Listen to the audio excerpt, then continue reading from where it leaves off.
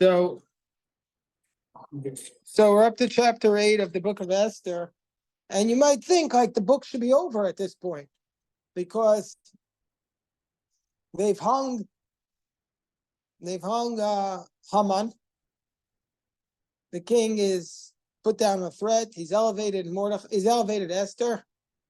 She navigated that sticky situation of her Jewish heritage. And you might think the book should be over, but the book is far from over. Vayomahu, on that day, Natan Melech Hashverosh, on that day, the king Achashverosh gave to Esther and Malka, gave to Queen Esther, the Beit Haman, the house of Haman, Tzorera Yehudim, the enemy of the Jews. Mordechai ba Lifnei Melech, and Mordechai now came before the king. Kigida Esther Mahula. Now Esther has also told Achashverosh about her relationship with Mordechai, that he's her relative, Rashi says. So now they're telling their connections. Vayas, chapter 8, verse 2, Vayasar HaMelech et Tabato asher evir me'Haman. He took the ring that he had placed on Haman, Vayinno Mordechai, and gave it to Mordechai. Vatasam Esther and Mordechai al Beit Haman. And Esther placed Mordechai over the house of Haman. So now Mordechai is taking the portfolio of Haman.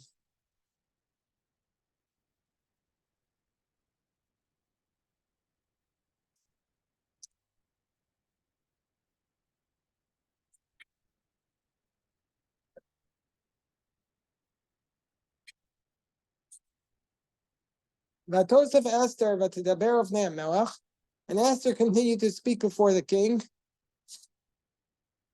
Vatipol v'nei raglav, vatefcha titchanen lo, v'avir et ra'at Haman agagi v'et machashavto asher chashav al Yehudim.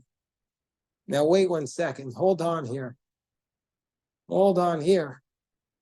This is highly unusual. I thought everything was going really well.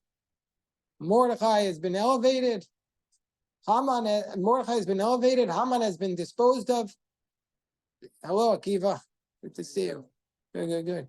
Mordechai has been elevated. Haman's been disposed of. Haman's portfolio has been given to Mordechai.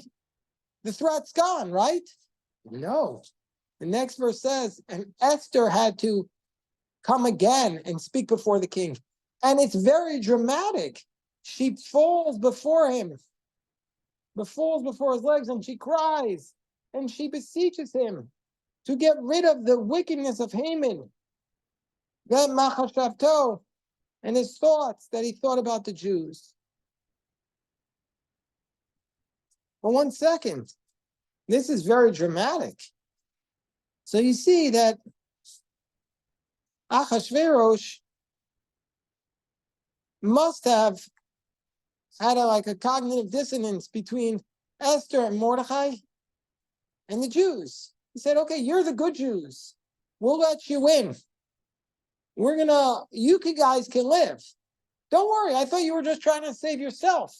You'll be okay. You're the good Jews. Everybody else has no chance.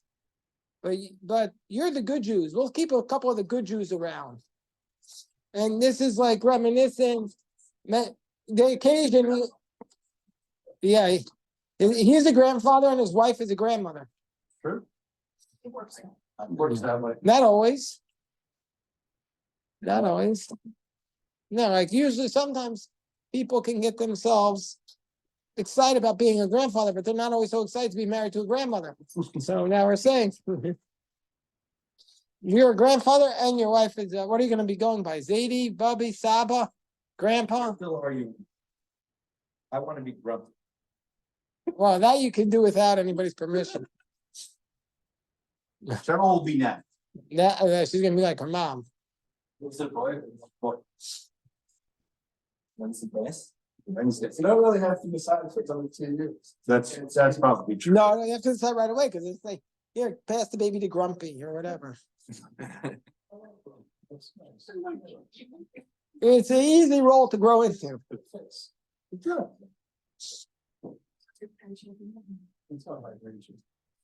So, I'm very excited to see Dan with his grandson.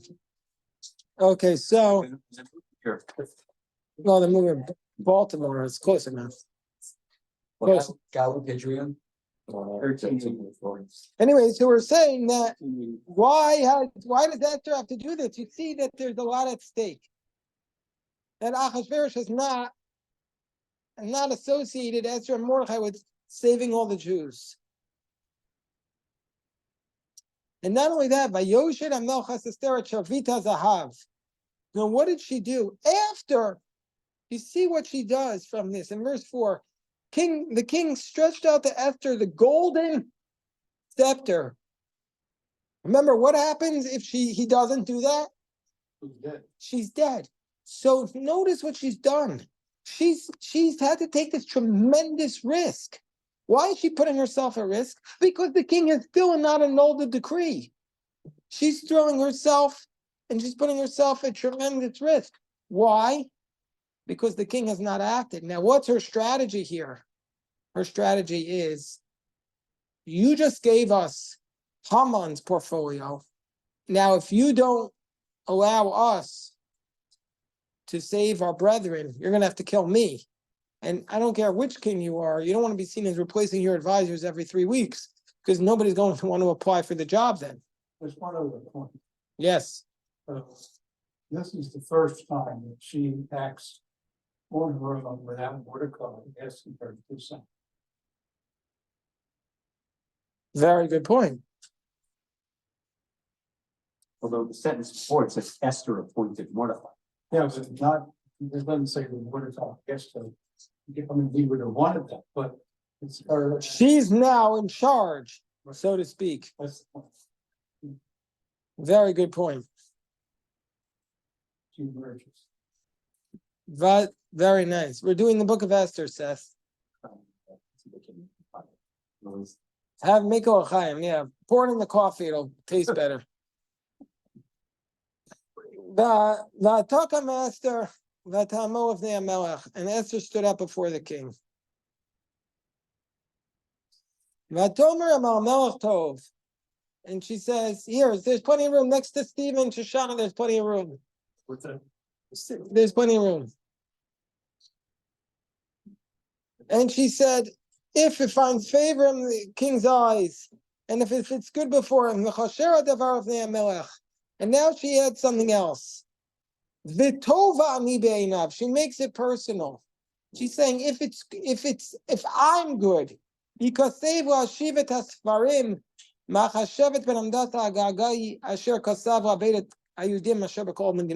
she says, overturn the decree. She wants him to overturn the decree.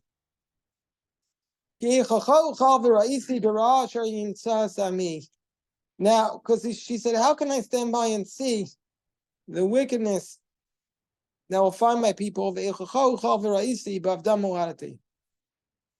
How am I able to see the destruction of my people?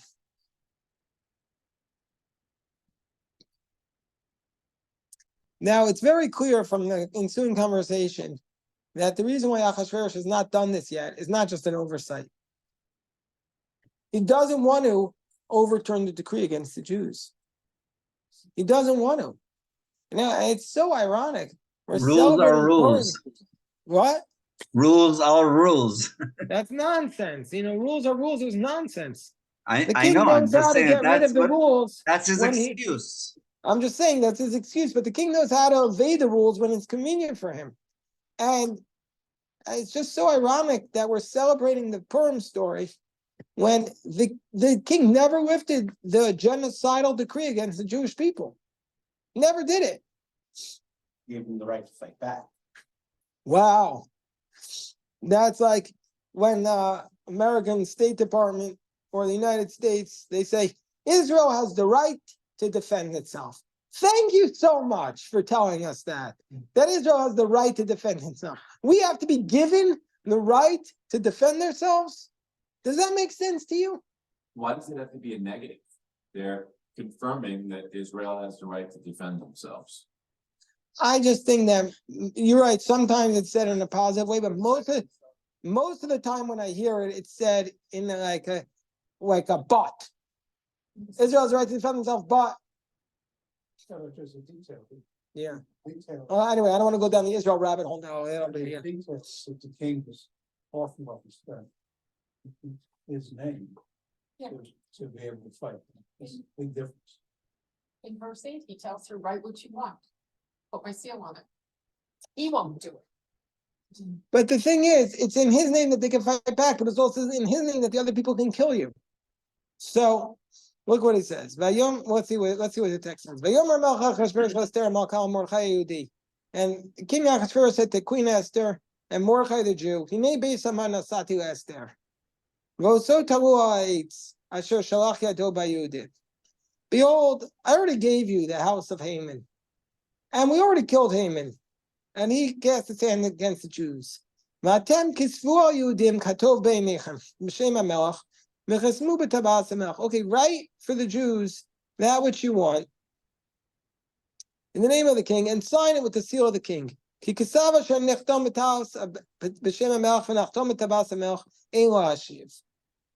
that was written in the name of the king and signed in the ring of the king, you can't undo. The way I read this is, I'm not going to undo this terrible, this legislation. It's not a good look. But I'll let you make a new law to help you. So I'll give you a little bit of what you want, but I'm not giving you everything that you want. Is this our friend? Who said he was a friend? I'm not saying he's our friend. Whoever said he was a friend. I mean, the book, we're celebrating victory. Never thought Oh, he was because a at friend. the end, There is- We're still under his rule at the end. At the end, that's the whole irony of this book. That at the end, he raises taxes, which shows we have the same flippant, frivolous ruler. You know, let me explain it like this.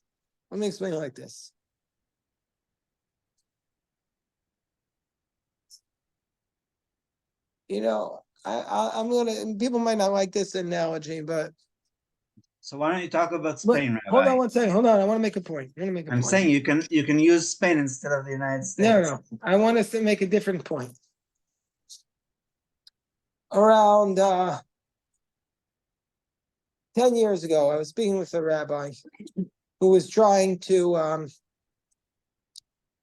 do something for the Jews of Russia. And the Jews of Russia were struggling against Putin. And this person made the point. He's like, I'm in America. If I say something against the president, I don't fear for my life. If I say something in Russia against Putin, I fear for my life. And if I'm in that situation, I get the heck out of there because my whole life is in danger. Achashverosh, at the end of the story, the Jews are not safe. They are one temper tantrum away from destruction. That's what I think. They're one temper tantrum and one bad day. He wakes up on the wrong side of the bed. They had like a momentary victory. You know, we were studying this today with Rabbi Gittler at 2:00, and he said the recent scholarship, like the last 20 years, is that this book was actually written as a real challenge to the Jews who didn't come back during the Second Temple era, and that they stayed in the diaspora. And he said, like, what are you doing? You think you have it good? You guys are one step away from total destruction. Yeah, this story is a place to go. Because the entire temple's been destroyed, Israel's been destroyed. This is the diaspora. These people have nowhere to go. They're stuck in the Persian Empire. Right. So what they're saying is, but we have a place to go. If you look at that approach, and even if we have a place to go, the land of Israel, like they say, the only two cities that are called Abira are Shushan and Jerusalem. And like there is another place. Like the people reading this during the Second Temple period would have said, well, clearly get out. Get out. And it's like the way we read the story of the Jews in Berlin in 1934. We're like, just run. But this is a different story. This is a story about standing up to the anti-Semites and fighting. That's what this story is about. There's many different ways in which anti-Semites act, but they're all, Did a good job. yeah, okay. Rabbi Yosef had a question. Or Comment. In 1992, Yitzhak Rabin arranged a meeting between Rabbi Ovadia Yosef and the King of Spain.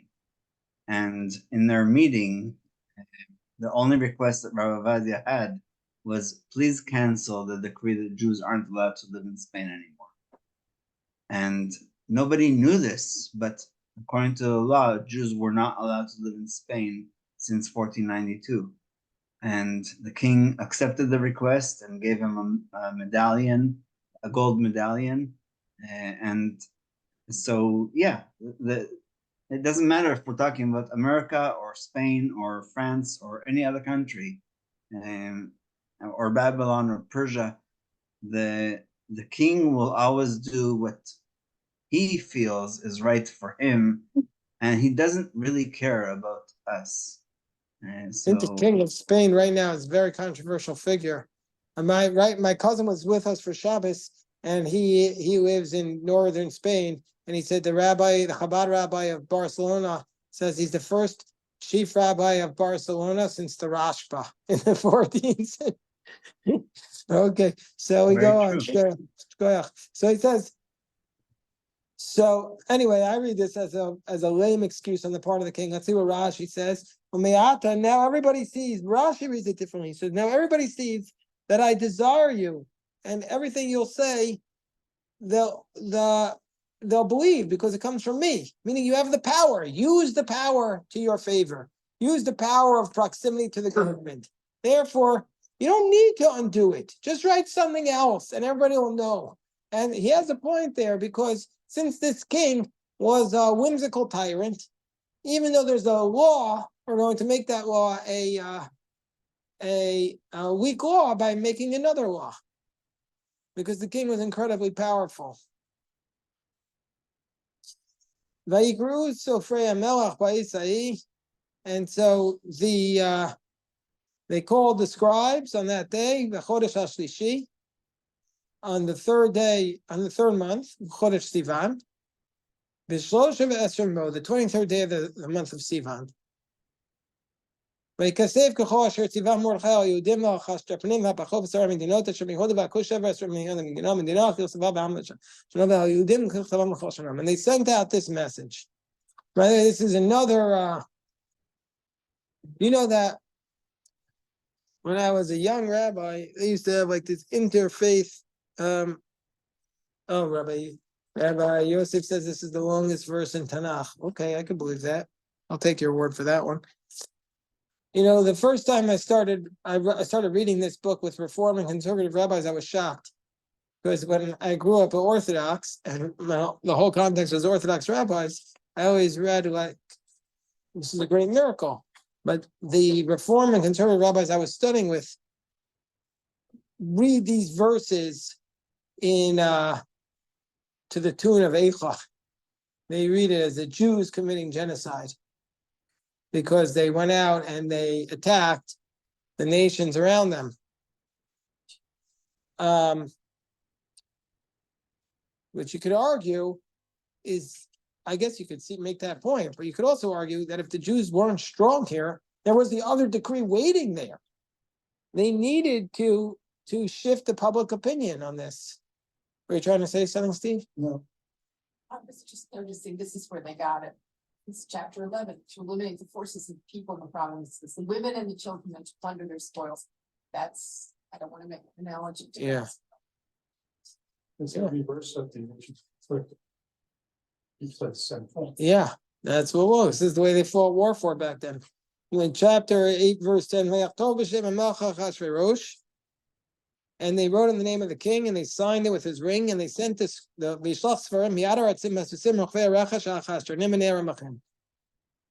and they sent it out with the horse riders.